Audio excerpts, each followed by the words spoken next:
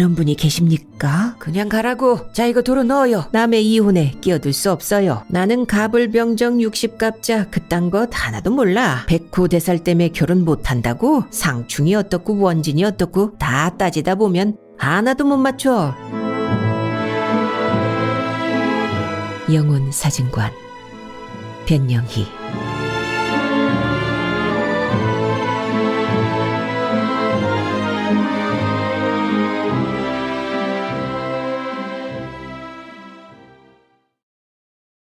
때 아닌 비가 주룩주룩 내린다. 봄꽃이 피어나면 기다렸다는 듯이 퍼붓는 비. 거친 빗줄기가 이제 막 새잎이 돋아나기 시작하는 라일락 나무를 강타한다. 비가 와도 전에는 운치가 있었다. 남 모르는 사람이 우산 속에 뛰어들어도 가슴 설레는 낭만으로 간주되었다. 비바람이 우산을 뒤집어 살을 분지르거나 옷자락을 흔들어대는 일은 드물었다. 찬빗으로 머리카락을 빗어내리듯 가지런히 무지개도 슬쩍 비치면서 속삭이듯 내렸다. 때로는 천둥번개가 요란할 때도 있었지만 지금에 비하면 그것은 약과였다. 요즘의 비바람은 종잡지 못할 만큼 광적인 요소가 다분하다고 느끼면서 현숙은 집을 나섰다. 선지식 선각자를 찾아서 막연하면서도 절실한 동경과 환상이 그녀의 등을 떠밀었다. 이런 염원과 바람들이 그녀 내면에서 사라지지 않는 한 억수가 쏟아지든 말든 선지식 선지자 찾기 강행군은 중단될 조짐이 보이지 않는다. 선지식, 즉 스승은 우왕좌왕하는 인간들에게 바른 길을 인도해주고 본질적인 자아를 눈뜨게 해주는 귀한 존재가 아닐 수 없다. 그 귀한 존재인 선지식을 그녀는 빗속에 직접 찾아 나서기로 작정했다. 화엄경 입법 개품에도 선제동자가 선지식을 찾아 멀고 험한 구도의 길을 떠나고 있지 아니한가. 선제동자는 언제나 선지식 섬기기를 좋아했으며 선지식을 만날 때마다 새롭게 눈을 뜨게 되듯이 그녀는 선제동자라도 된 양 스스로를 변호하며 빗속을 걸어갔다.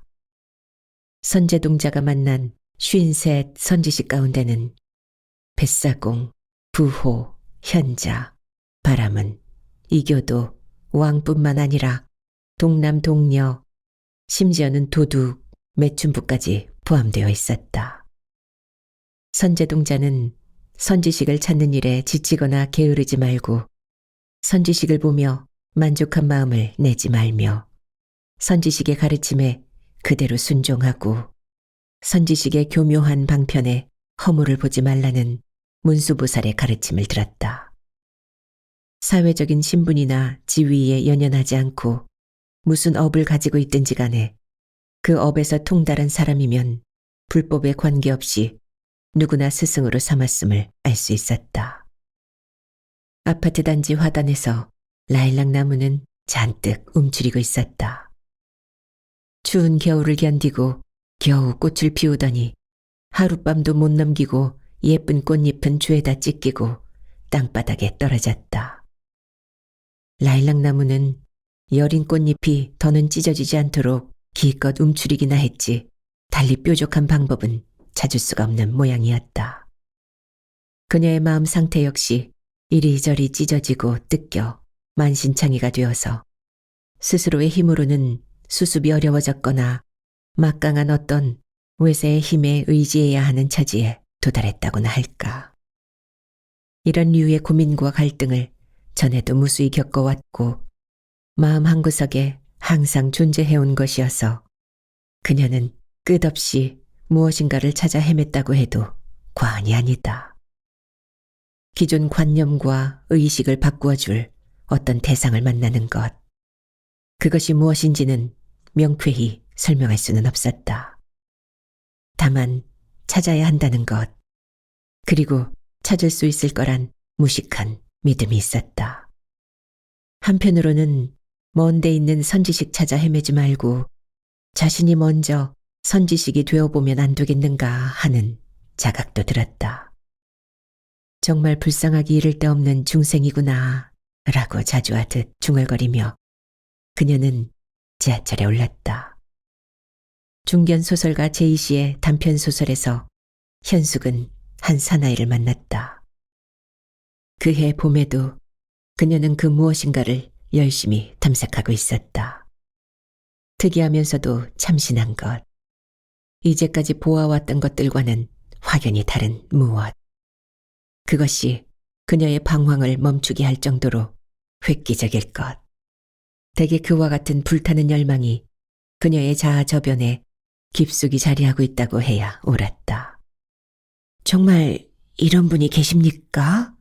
장태웅 법사라는 분 실제 인물 맞습니까? 그녀는 그 소설을 쓴 제이 씨에게 전화를 했다. 호기심이 발동한 것이다. 한 줄기 태양 광선이 새어들 듯 기대도 컸다. 그녀는 당장이라도 달려갈 듯이 서둘렀다. 애매하긴 하지만 어떤 예감이 있었다. 자신의 정체성을 규명해내기 위하여 더는 헤맬 필요가 없어진 것처럼 당당하기까지 했다. 제이 씨의 반응은 냉담했다. 소설 속에 등장하는 그분이 계시는 곳이 어디인지 전화번호를 알려달라고 요청했으나 그는 거절했다. 그 별거 아니에요. 미신 뭐 그런 거야. 제이 씨는 한마디로 일축했다. 그녀는 그 소설을 한 번 더 읽어보기로 했다. 읽을수록 궁금했다.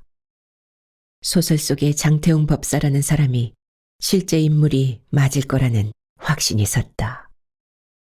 그 후로도 몇 차례 더 전화를 해보았으나 제이 씨는 어떤 이야기도 해주지 않았다. 봄이 덧없이 짧게 지나갔고 여름은 찌고 무더웠다.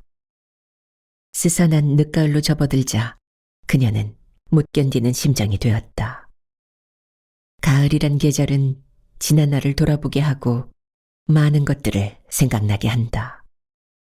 삶의 근원적인 문제, 미래에 관한 끝없는 불안감, 연온을 알 수 없는 막연한 그리움과 빈 가슴. 어디론가 정처 없이 떠나기엔 더없이 좋은 조건이었다. 곧 무서리가 내리면 산과 들의 푸르름이 죄다 사라질 시점이었다.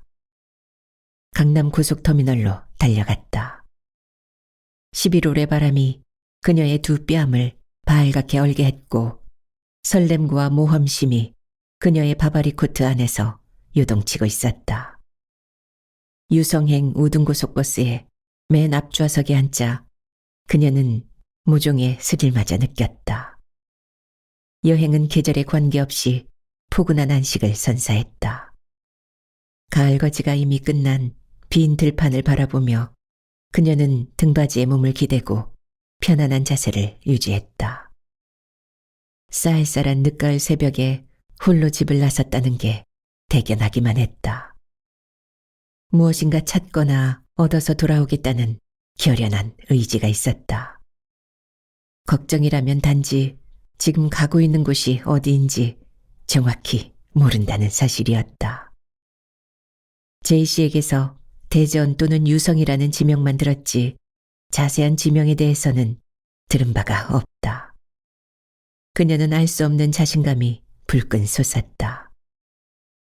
여러 정황으로 미루어 보건대 분명히 좋은 조짐일 것이라는 암시가 왔다. 무엇을 위해, 왜, 어디를 가는지 잘 모르고 있다는 자체가 좋은 조짐의 한 증거였다. 고속버스는 새벽 안개를 헤치고 달려갔고 그녀는 깜박 잠이 들었다. 고속버스의 큰 바퀴 구르는 소리와 버스 안의 TV 소리가 최상의 자장가였다. 까마득히 높은 허공에서 뛰어내렸는지 아니면 나비처럼 사뿐히 내려앉았는지 눈 깜박할 사이에 이상한 나라에 들어와 있었다. 하늘을 향해 치솟은 첨탑 같은 건물이었고 화강암으로 조성한 듯한 불상도 보였다. 금 도금한 황금 불상은 아닌 듯했다. 그녀는 그 앞에 서서 합장을 하고 있는 모습이었다. 근처의 마을이나 다른 형태의 건물은 보이지 않았다. 그녀는 합장한 채 서 있었고 동서 사방은 더없이 저교했다. 새소리도 목탁 소리도 들려오지 않았다. 그녀 옆에 감을 잡을 수 없는 다른 한 사람이 그림자처럼 밀착돼 있었다.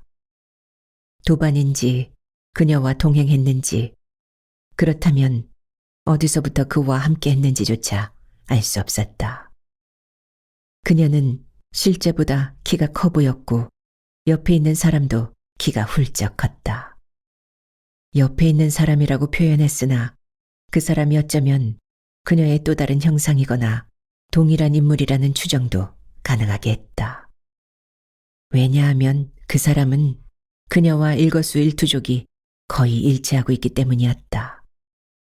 눈짓을 하거나 무슨 지시를 한 것도 아닌데 동시에 행동거지가 척척 맞아떨어지고 있었다. 희한한 꿈이었다. 강남 고속터미널을 출발한 지 2시간 정도 지나자 서울의 잠실 운동장처럼 생긴 돔 형태의 큰 건물이 나타났다. 그녀의 목적지 유성이 지척으로 다가왔다.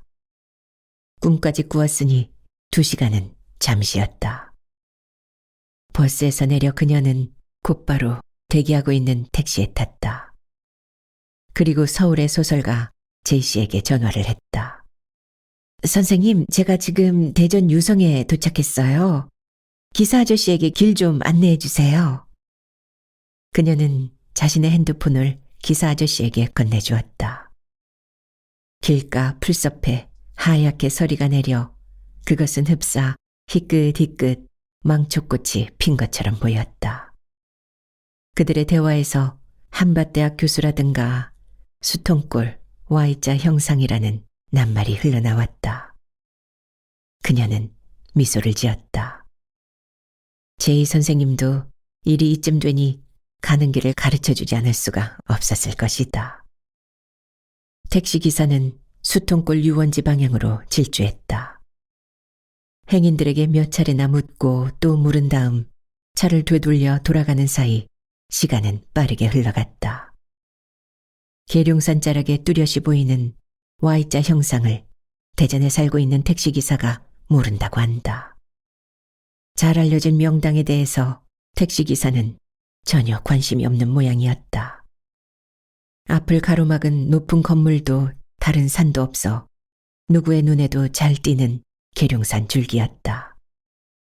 그 산 아래쪽 그녀가 찾고 있는 후암정사가 있었다.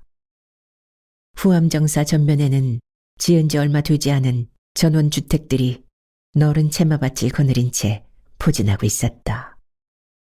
그녀는 수통골로 드라이브 시켜준 요금까지 넉넉하게 지불한 다음 마당을 가로질러 법당 건물을 향해 뛰어갔다.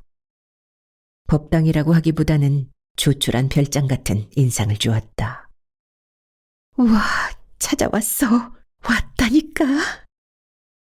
그녀가 탄성을 질러대며 계단을 올라갔다. 좁은 계단에 많은 사람들이 조롱조롱 붙어 앉아 있다. 2층 법당으로는 들어갈 엄두도 낼 수 없다.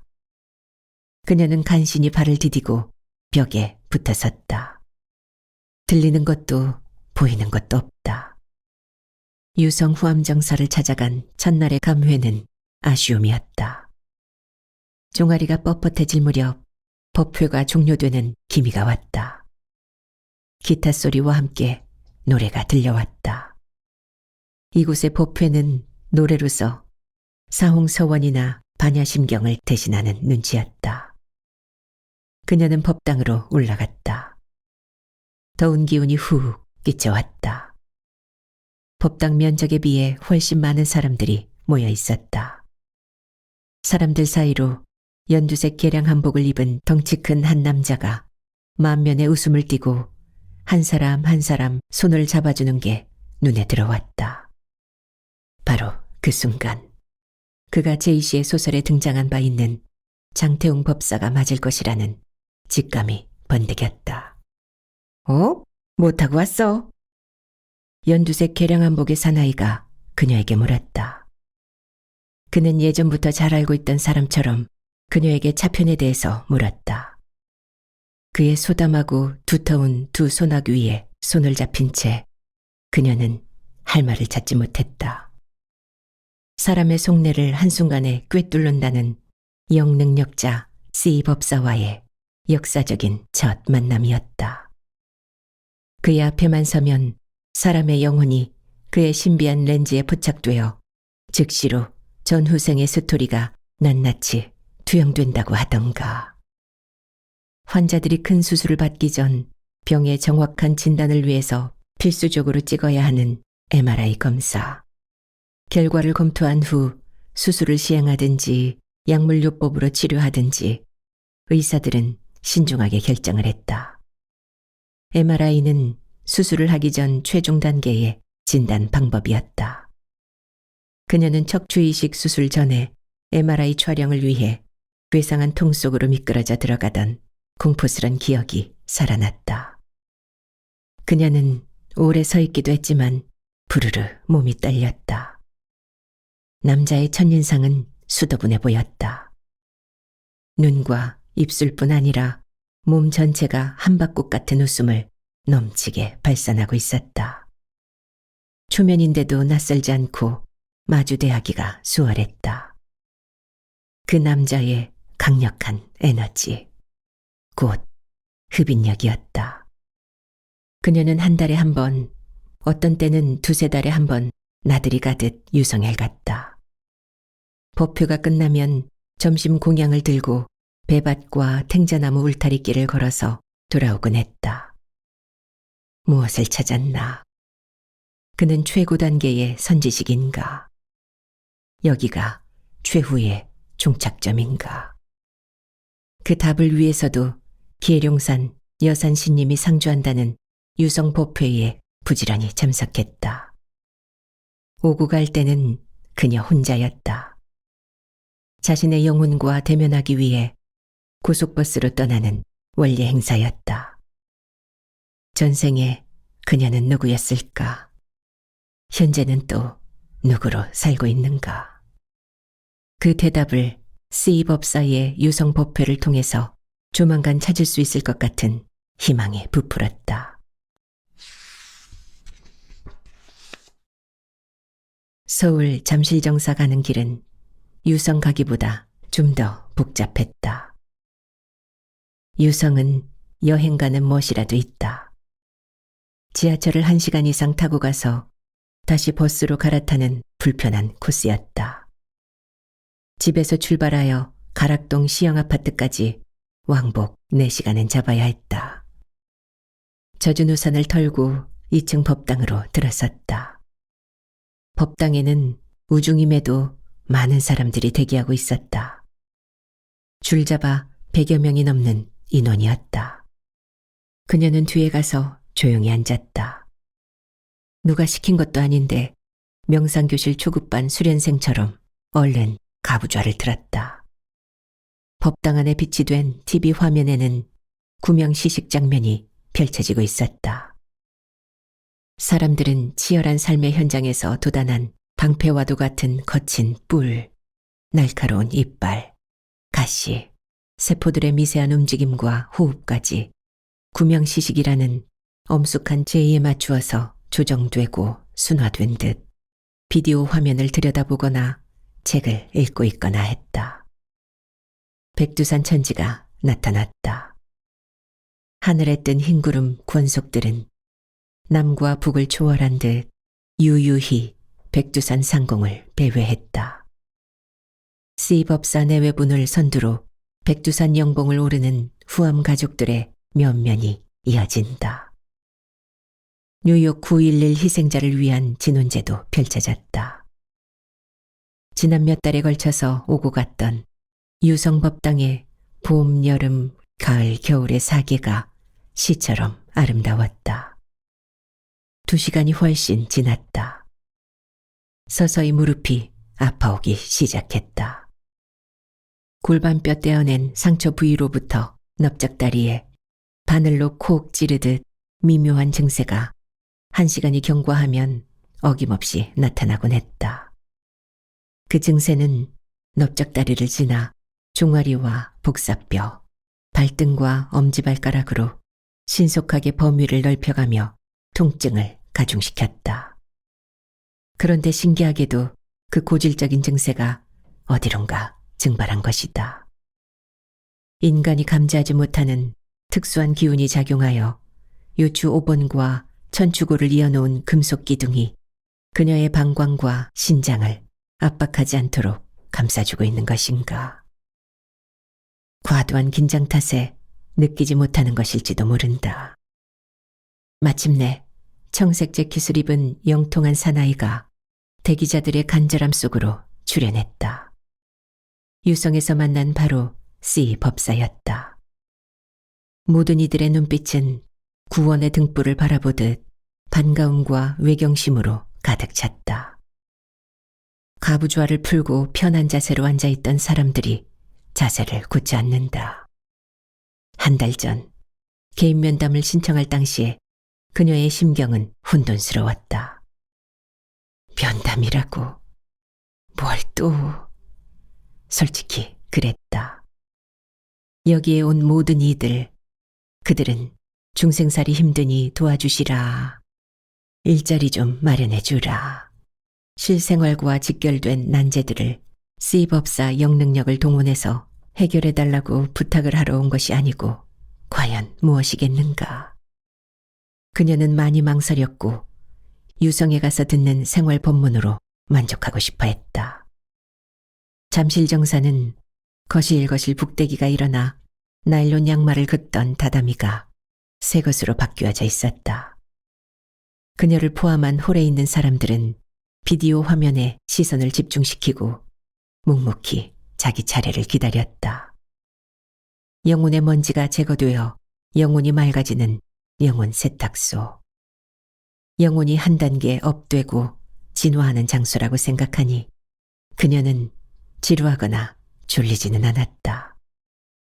선지식에게 영혼을 점검받고 전생에 무슨 업보를 지어 현생으로 연결되었는지, 지금 겪고 있는 어려운 일들의 발원지가 어디인지, 아예 다 잊었거나 의식조차 없는 윤회 단계를 더듬어 자기 자신을 조명해보는 귀중한 시간이기도 했다. 그것은 바로 영혼 사진관에 영혼을 찍으러 온 것과 다를 바가 없었다. 영혼에 무슨 문제가 생겨 있는지, 어느 시점에서 어느 부위에 병소가 깃들어 문제를 일으키고 있는지 단 한 방의 영혼 사진으로 선명하게 판별해낼 수 있었다.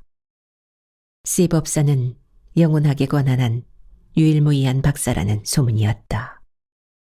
다른 별에서 초대되어 왔을지도 모르는 이티 같은 그 사람. 전생의 카르마에 의해 파생된 난제들을 거뜬하게 풀어주는 사람이 돼 사람 같지 않은 영능력자. 그 휘황한 빛에 현연히 드러나는 영혼의 실체를 확인하고자 그녀의 허리와 다리는 고통조차 잊은 듯했다. 그녀는 경치 좋은 산사에 머물며 20하루씩 밤새워 기도도 해보았으며 새 아이들의 대입 즈음하여 무수히 관세음보살, 문수보살을 염송하며 108배를 실행한 찬란한 경력도 갖고 있었다. 자식 둔 불자 어머니라면 누구나 경험해 보았을 터였다. 밤을 새워 기도한다고 해서 또는 108배를 날마다 반복한다고 하여도 현실 문제는 늘 제자리를 맴돌았다. 홍역 예방접종을 맞은 아이가 그 증세를 가볍게 지나가는 것처럼 그렇게 슬쩍 인생의 고비를 넘긴 경우도 있겠지만 대부분의 경우 그녀는 분할 만큼 겪을 것은 다 겪고 넘어갔다. C 법사와 같은 특별한 영능력자를 찾게 되는 동기가 바로 여기에 있었다. 생명을 컨설팅한다는 세계적인 영능력자. 그 영능력자와 1대1로 대화할 수 있다고 생각하니 그녀는 거짓말처럼 피로감을 느끼지 않았다. 20대 후반으로 보이는 젊은 남자는 직장 문제일까 아니면 결혼 후보자. 아기를 데리고 온 저 젊은 부부에게는 어떤 걱정이 있을까?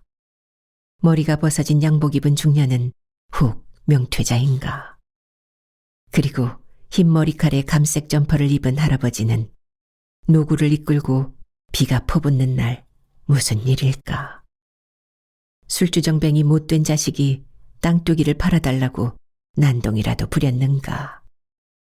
저들 모두 피치 못할 급한 사연이 있어 이곳에 왔을 것이다.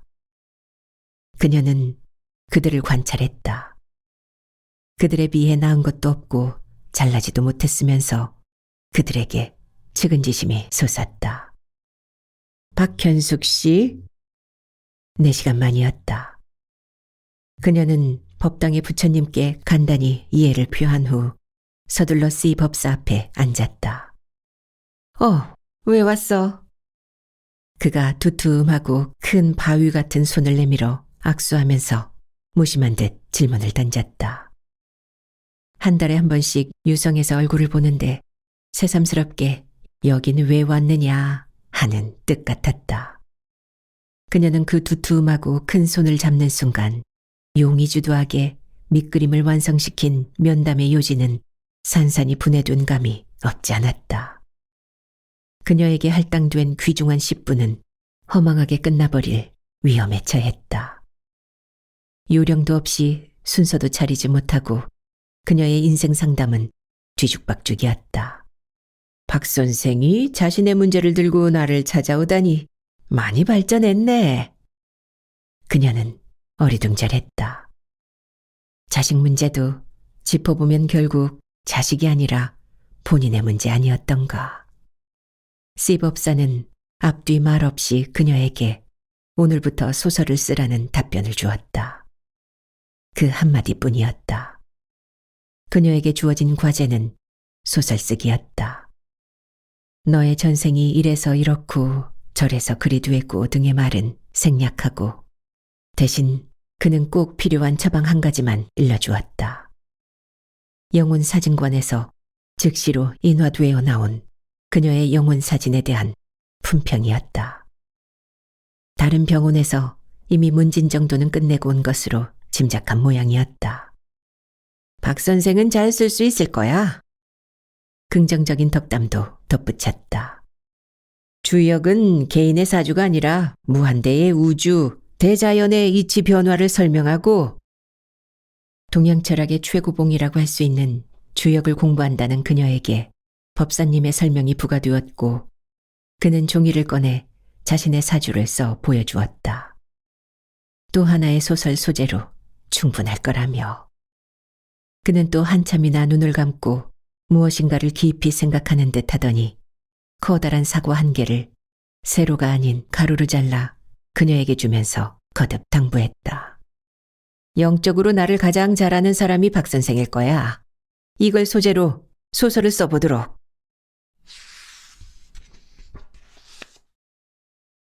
밖엔 여전히 억수가 퍼부었다.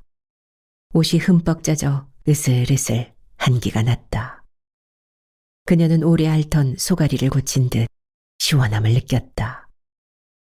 집 안으로 들어서자 젖은 옷을 갈아입고 책상 위에 몇 종류의 책을 펼쳐놓았다. C 법사의 사주팔자 8글자가 품고 있는 뜻이 특별했다. 제왕, 곧 임금님 사주였다. 중생구제에 고귀한 사명을 받고 태어난 C 법사 그는 착한 성품의 소유자 만인의 스승이었다. 그녀는 사주 적은 종이를 접어 서랍에 복원했다. 글자만으로는 심오한 뜻을 제대로 파악할 수 없다. 다음 기회에 주역으로 설시를 해보고 직관과 신법에 의한 판단을 해보고 싶었다. 만인을 돌보는 것은 고독한 스승의 몫이다. 고독하지 않고서는 스승이 될 수 없는 것인지 C 법사의 고독의 뿌리에 대해서도 밝혀볼 필요가 있었다. 그녀는 상담을 하러 갔다가 오히려 까다로운 상담 과제를 받아온 것처럼 마음이 무거웠다. 그녀는 C 법사가 가루로 쪼개준 사과로 저녁을 대신하고 내친 김에 그동안 공부한 내용을 과목별로 분류했다. 풍수지리 과목을 제일 먼저 살펴보았다. 거문, 탐낭, 무곡, 염정 등의 명칭을 써놓고 그림을 그렸다. 실상 유산을 가보면 산 모양이 똑 떨어지게 책에서 배운 대로의 형태를 띈 것은 찾아보기 힘들었다. 풍수지리 다음으로 역경학에서 주역 64괴의 풀이를 읽었다. 어차피 석가모니 부처님도 예수 그리스도도 크게 보면 예언가가 아니었을까. 재정일치 시대의 통치자는 우주의 비밀을 꿰뚫은 자가 아니었을까. 상수학적인 관점에서 괴를 풀이한 것은 초보자로서 꽤 재미가 있었다. 호기심이 새록새록 돋아났다. 주역 과목의 노트도 일목요연하게 정리해 나갔다. 몰두하고 집중하느라고 배도 고프지 않았다. 쓰다가 둔 소설 원고를 손보았다. 읽으면서 고치고 고쳐놓고 읽어보는 수정 작업은 처음 초고를 쓸 때보다 더 세심해야 했다. 점점 몸의 기관들이 뻑뻑해진다. 그녀의 몸이 쉬어달라는 신호였다. 냉장고에서 수박을 꺼냈다. 둘째가 사다 놓은 수박이었다. 오래 놔두면 상한다면서 어머니는 공부만이 살 길이라며 공부할 때 팍팍 먹으라던 둘째의 말이 생각났다. 둘째는 수박뿐 아니라 참외, 토마토, 복숭아 등 각종 과일을 계절에 따라 바리바리 사들고 왔다. 둘째가 그녀에게 베푼 편안함에 대한 부분은 타인이 들어 이해하기 곤란한 점이 있을 것 같다. 둘째와 함께한 길다면 긴 그 10여 년의 세월이 그녀의 생애를 통틀어서 가장 자기다운 삶을 산 시기였다고 기억한다. 그녀가 4가지 위급한 증세로 모 의료원에서 대수술을 받고 후유증으로 고생할 때 둘째의 권유로 공부를 선택했다.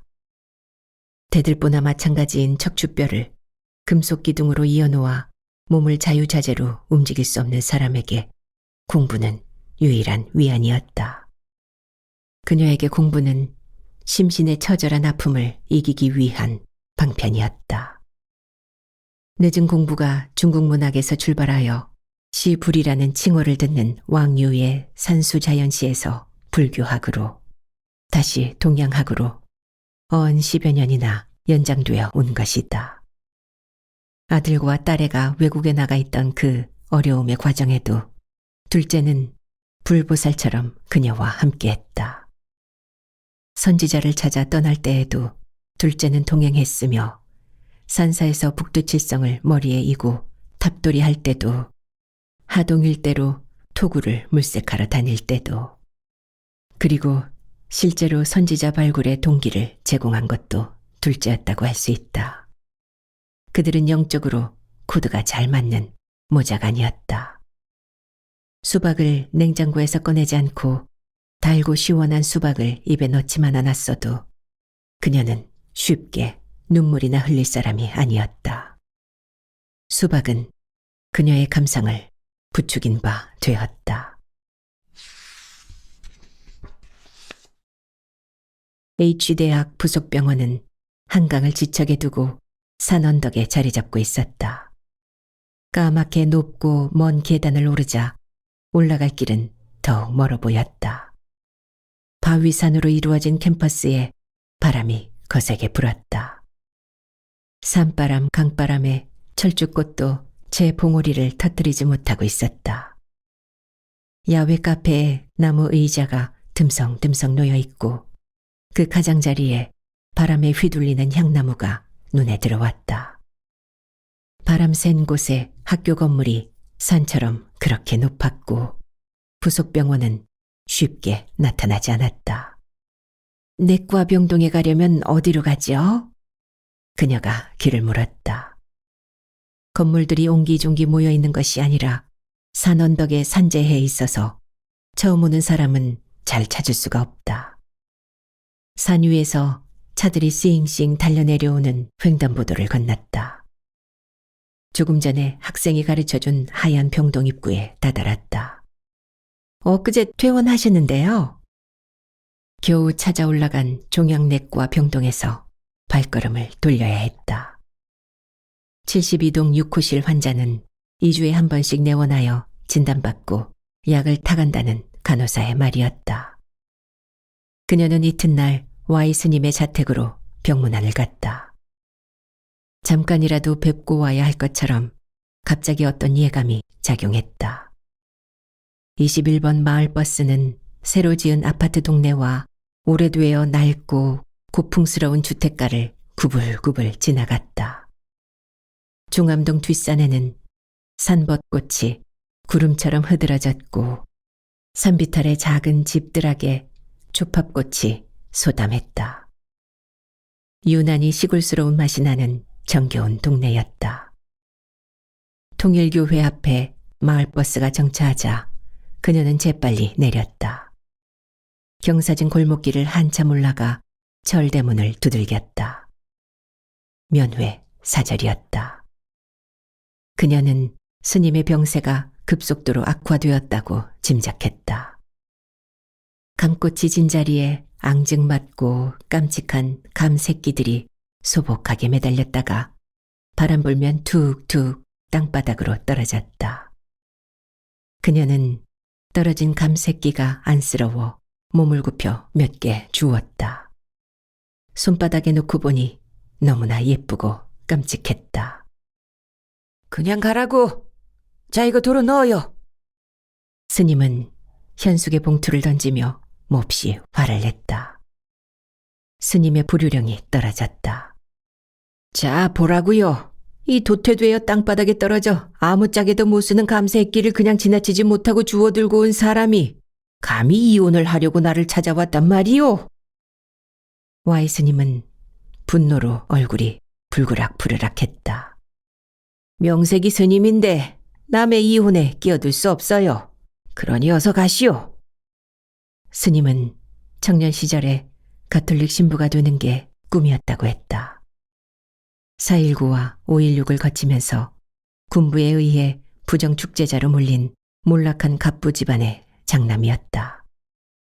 당국의 사찰을 피해 깊은 산으로 피신했다가 은사 스님을 만나 자신의 운명을 알게 되었다고 했다. 그런 경로를 거쳐서 가톨릭 신자였다가 스님이 되었고 형편이 어려운 신도들을 상대로 인생 문제를 상담해 준다고 했다. 마당 가득 어우러진 해묵은 향나무. 그 둘레에는 깊은 산속에서나 만나볼 수 있는 진기한 식물들이 때에 맞게 각종 꽃을 피워냈다. 기도실 같은 법당을 지나 상담실에 앉으면 천정까지 빼곡하게 들어찬 불교와 철학 서적들이 쌓여 있었다. 공부하시는 스님이었다. 선반에는 스님의 기구한 운명을 극복하려고 틈틈이 써모은 붓글씨 화선지가 몇 박스도 넘게 쌓여 있었다. 책상에는 스님의 인품을 닮은 동양란 화분 한 개가 당번처럼 그 방을 지키고 있었다. 그녀는 스님의 뜻이 그렇다고 해도 물러설 수 없었다. 그녀의 자존심은 이곳저곳 아무데 나가서 자신의 문제를 털어놓는 것을 용납하지 않았다.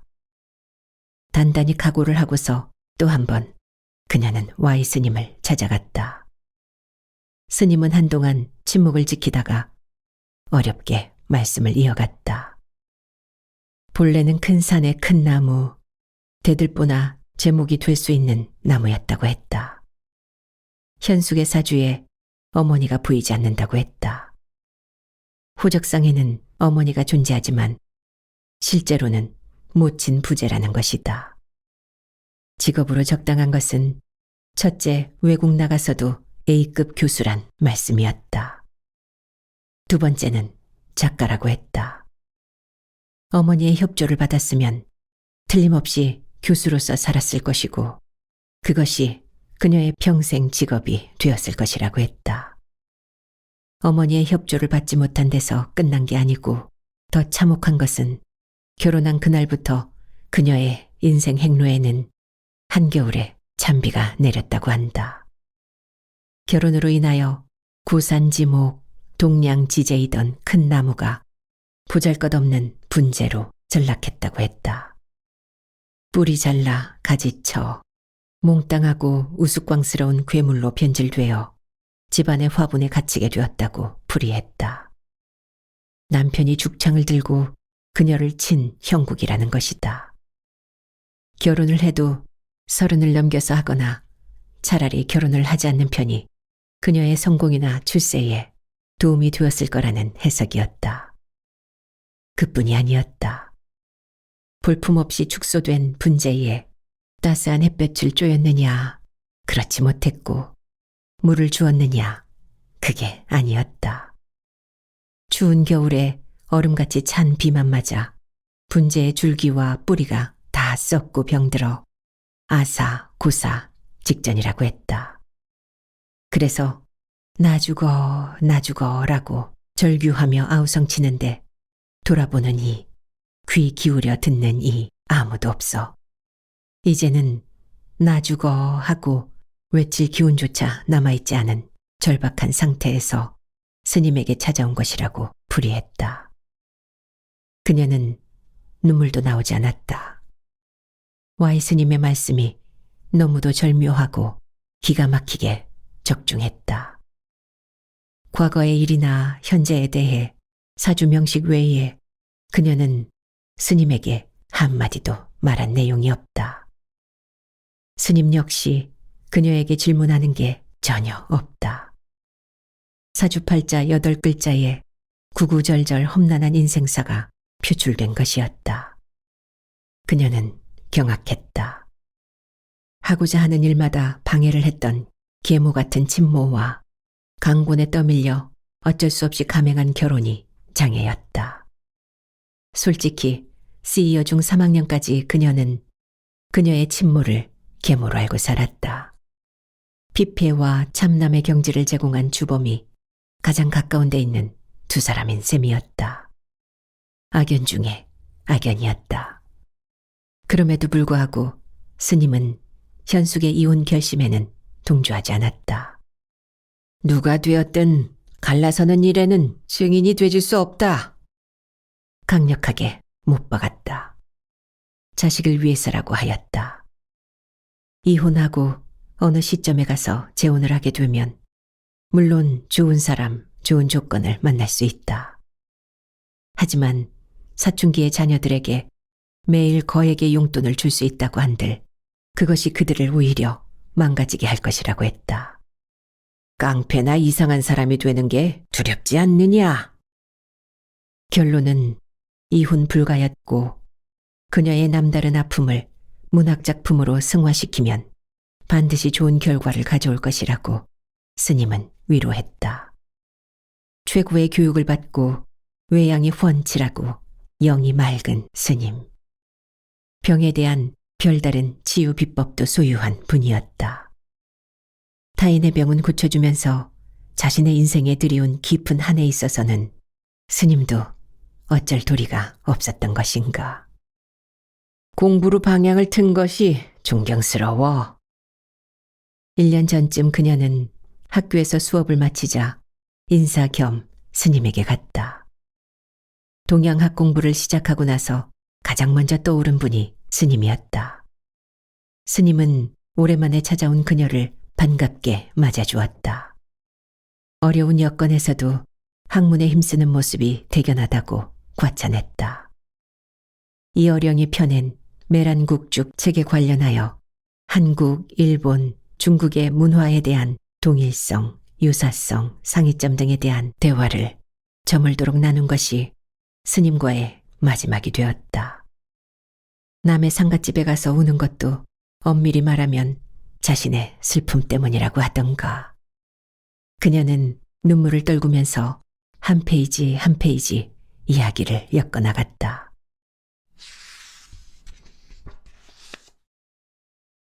이 사주는 천생이야. 무슨 글자인지 알아볼 수 없는 숫자 비슷한 것을 쓱쓱 휘갈겨 쓰고 나서 단재 선생은 한마디 툭 던졌다. 솥단지 걸어놓고 내 살림 살 생각 말아요. 그리 안 타고 났어. 대중의 살림을 할 사람이야. 대중에게 양질의 메시지를 베풀고 가야 해. 그게 사명이고 소명이야. 아연했다. 천생은 다 뭐고 대중은 뭐야. 나는 가불병정 60갑자 그딴 것 하나도 몰라. 그거 몰라도 내 이론은 잘 맞아. 단재 선생은 자신만만했다. 사업 실패로 조상이 물려준 재산 다 없애고 신장이식 수술, 뇌수술 3번 등 어려운 세상 겪으며 세상 이치를 스스로 터득했다고 큰소리쳤다. 궁합이 뭐냐 하면 상대성 원리야. 백호대살 때문에 결혼 못한다고? 어림없는 소리. 백호대살 갖다 붙여주면 되는 거야. 요즘은 오히려 백호대살이 더 좋아. 상충이 어떻고 원진이 어떻고 다 따지다 보면 하나도 못 맞춰. 몇천 년 전 동경시대에는 잘 맞았지. 지금은 인간과 우주의 기가 서로 어긋났어. 우리는 한겨울에도 수박을 먹는 시대에 살고 있어. 21세기 도사는 달라져야 해. 단재 선생의 웅변은 열을 띄었다. 들을수록 별나다 싶었다.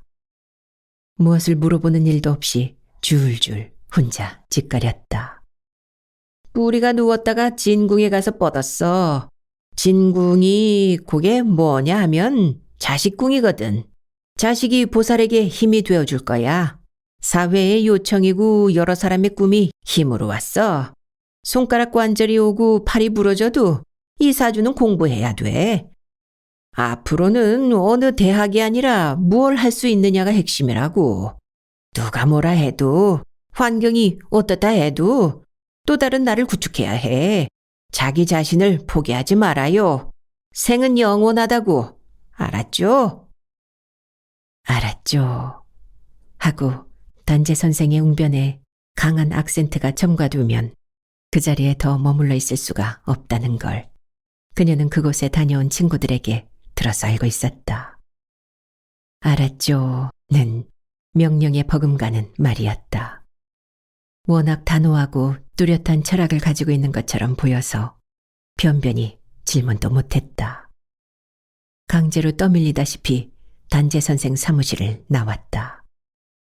지하철역을 향해 걸으며 그녀는 방금 들은 말을 분석했다. 영화 서편제에서 일부러 눈을 멀게 한 소리꾼 아버지 봤지? 한이 있어야 더 좋은 소리를 내는 거야. 글도 마찬가지야. 한이 깊어야 더 좋은 글을 쓸 수 있어. 그녀에게 서편제의 소리꾼 비유는 잔인하고 소름 끼쳤다. 약을 먹여 눈까지 멀게 해놓고 소리 훈련을 강행하는 아버지. 그게 인간이야. 그렇다면 현수 그녀의 한은 무엇이란 말인가? 학문을 택하든지 문학을 택하든지 양당 간에 하나를 정해야지. K 교수님의 충고였다.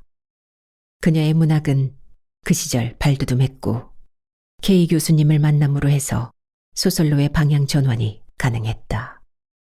문학을 통해 인생의 본질적인 문제를 탐구하기 위해서였다. 문학은 예나 지금이나 뜬구름과에 속했고 열외로 비켜나 있으면서 누구에게도 환영받기 힘든 그만큼 경제적으로도 한가로운 영역으로 인식되었다.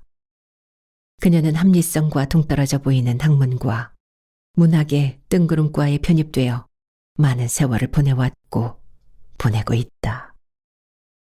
선지식들의 고견을 참작한 바가 있었고 자신의 진로에 대해 그리고 전생의 업에 대해 스스로 터득하고 있던 소치였다. 그녀에게 도끼로 쳤다, 작살로 찔렀다, 칼로 베었다 라고 말하는 것은 건강했던 척추뼈가 결혼 이후 숱한 고초를 겪는 가운데 38선 갈라지듯 아래 위로 양분된 것을 이름일 테다. 진궁으로 누웠다는 뜻은 양분된 척추뼈를 수술로써 이어주어 근근히 살아남게 되었다는 해석으로 그녀는 이해했다. 추운 겨울에 비 맞아 썩고 얼어 죽게 생긴 큰 나무가 가까스로 분재로 남아 명줄을 잇게 된 울밑에선 봉선화야 보다도 더 구슬픈 그녀 박현숙의 라이프 스토리였다. 그녀의 과보는 막중하고도 고단한 것임에 틀림없어 보였다. 결코 어느 누구의 잘못도 아니었다. 스스로 자초한 것, 전생에 업보에 기인한 것이었다. 그것을 수긍하고 선뜻 받아들이지 않음으로 해서 먼 길을 더듬고 헤맨 격이 아닌가. 영혼사진관은 한치의 오차도 없이 공정했다. 부연 설명도 변명도 필요 없는 적나라한 진실 그대로 찍혀 나온 것이다. 행여 척이나 채 혹은 인양 그와 같은 허세, 가정, 위선, 과장 따위의 뜻을 지닌 낱말은 숫째 고론 알려지가 없었다. 악연이 끝났어. 이제 부처님 경 열심히 보고 고생해서 책 2억 원 쓰게 되면 옷 벗고 가는 거야. 책을 써도 보살은 부처님 책을 써야 해. 태백산 큰 스님의 말씀도 표현만 달랐지 별로 어긋나지 않았다. 전생의 법사 공덕을 받은 사람이 상정진 안 한 죄야. 이를테면 중앙선을 침범한 거라고. 중앙선을 침범하면 어떻게 되나 생각해 보라고. 그랬다. 사람을 가르친 그 전생 인연으로 그녀는 이 생에 와서 글을 쓰고 있는 거라고 했다. 사망의 골짜기를 연거푸 넘어온 그녀의 글은 생명이 살아 움직이는 글. 반드시 햇빛을 보게 된다는 말씀이었다. 천상 부처님이랄 사람인데 안 하고 있으니 그렇게 아픈 거야. 이제는 자신이 몸소 약초가 되어서 만인의 병을 고쳐주어야 해. 태백산 큰 스님은 법화경에 약초 유품을 들어 그녀의 삶을 요약 설명했다. 한숨도 나오지 않았다. 이를테면 그녀는 산속에서 연글고 있는 약초가 되어야 한다는 말씀이었다. 귀신은 공짜도 안 받는다고 하더니 그녀가 만난 선지식, 도를 아는 그분들은 허투루 그녀의 예배를 받지 않았다는 것을 알게 되었다. 스스로 살기 위해서였지만 그녀의 공부가 그렇듯 엄연한 채무까지 곁들인 일이라고는 미처 생각하지 못했다. 인생 말년에 학교로, 공부로, 문학으로 방향을 확고하게 잡아나간 것은 그나마 그녀에게 합당한 일이 된 것인가. 여러 선지식을 찾아 온 세상을 다 돌고 돌아서 마지막에 C 법사의 영혼 사진관에 이르러 무심코 올려다본 밤하늘. 그 하늘 가득 펼쳐진 은하수를 굽어볼 여유가 생겼다. 수많은 별들의 의미를, 그 별들의 이름이 주는 의미를 확연히 깨달을 수 있었다. 선제동자가 지구의 끝을 돌아 선지식을 차례로 만나고 53번째 선지식인 보현보살에게 돌아오듯 그녀의 영혼 순례도 영혼 사진관에 와서야 지친 발걸음을 멈출 수 있었다. 무한대의 우주공간에 진정한 의미의 종료가 있을 것인가 하는 한 가닥의 의문이 일면서도 그녀는 어깨에 지고 다니던 무거운 짐을 내려놓았다. 그녀의 선천적이랄 수 있는 지극한 고독의 심연에는 늘 무엇인가를 구하고 찾아야 하는 명제가 있었고 마침내 그것은 영혼 사진관에 이르러 결실을 보게 된 것이었다.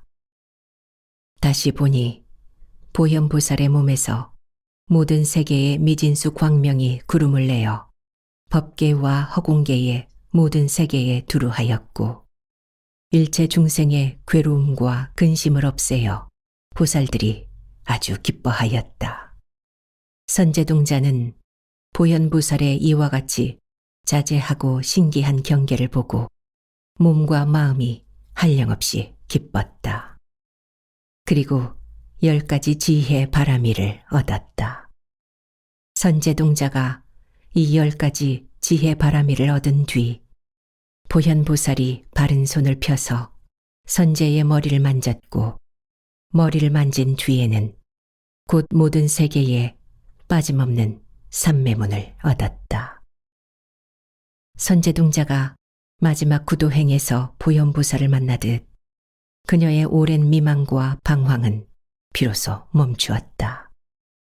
인간의 삶이 일회성 단막극으로 끝나는 게 아니라 사랑하는 후손을 통해서 영원히 영생할 수 있음을 그녀는 문학 예술로 증명할 수 있었다. 문학도 학업도 그녀에게는 평생을 쌓아가도 모자람이 없는 수행의 한 유파, 한 단계에 지나지 않았다. 많은 유파 중에 2 항목을 선택했다는 게 특이했다면 특이했다. 그것 또한 그녀 자신의 전생 카르마와 연결된다고 보았다. 여기에 이르렀네. 남쪽 나라, 여러 나라 다 마치고 여기에 이르렀네. 이미시여, 당신 만나려고 여기에 이르렀네. 소설 화엄경에서 선제동자가 먼저 보현보살의 곳을 찾기 위하여 세계에 대한 새로운 그리움을 일으켰다. 이 말은 곧 그녀는 선제동자의 순결한 구도를 깊이 사랑하게 되었다. 그녀의 얼굴은 디대학 실습농원 연못에 피어난 한떨기 연꽃처럼 한없는 고요를 머금고 있었다. 6월의 싱그러운 바람이 한떨기 연꽃을 위무하듯 그녀 곁을 스치고 지나갔다.